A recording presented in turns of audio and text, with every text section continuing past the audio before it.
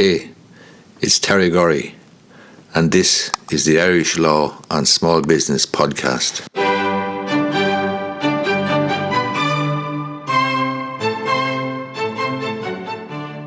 One of the things that people get exercised about, especially when they're buying a house, but indeed when they're selling, is the closing date. People get very fixated on the closing date, and some people seem to think that buying a house is like buying a 2 litre of milk or something. In other words, you can decide to rock up to Super Value in Enfield and buy a 2 litre of milk. You can do that, no problem. But when it comes to the purchase or property sales and purchases and closing dates, it's a different situation. The closing date is the closing date until it changes or moves, and it can change and move quite easily. So you really must accept that. It's a stressful time buying or selling property, and I think I've made a video about that just to make that point, that it is a stressful time, and the best thing you can do at the outset is accept that it's a stressful time and not be unhinged or discommoded too much if something goes wrong or if there's a delay or a hold up or whatever, because there are so many moving parts. There's a solicitor acting for both sides, there's the planning issues, there's certificates of compliance, there's structural survey, there's probably going to be a bank. Their requirements will have to be fulfilled. There's going to be life assurance, home insurance. So there's a lot of moving parts. There's a lot of pieces of a puzzle, pieces of a jigsaw, which must fall into place before the whole transaction can be consummated and completed and so on.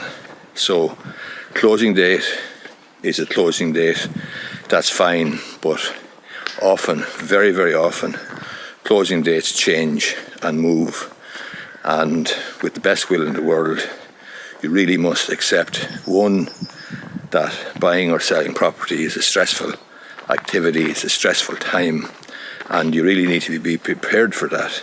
And two, closing dates are, to a great extent, aspirational. In other words, they can be written into the contract and so on, but things change, circumstances change, difficulties can arise, and you really need to accept and not get too discommoded, not be too put out of sorts if your closing date or if the transaction doesn't complete on the day that you expected.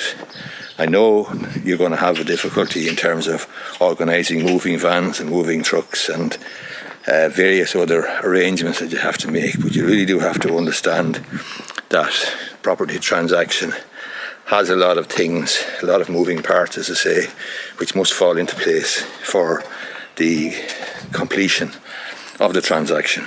And for that reason, closing date will be written into the contract, but it's not cast in stone. It can change. And to put it in context, if you want to get legal about a closing date or a sale not completing on the closing date, it's open to you as either vendor or purchaser to serve a 28-day notice.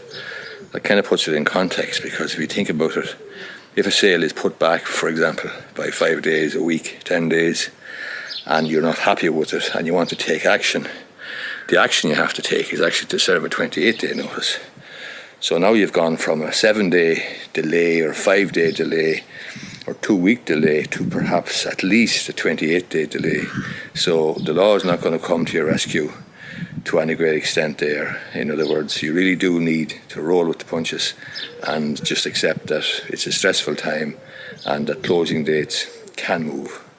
Hope you find this video useful. If you do, I'd appreciate if you gave it the thumbs up down below. Thanks a lot.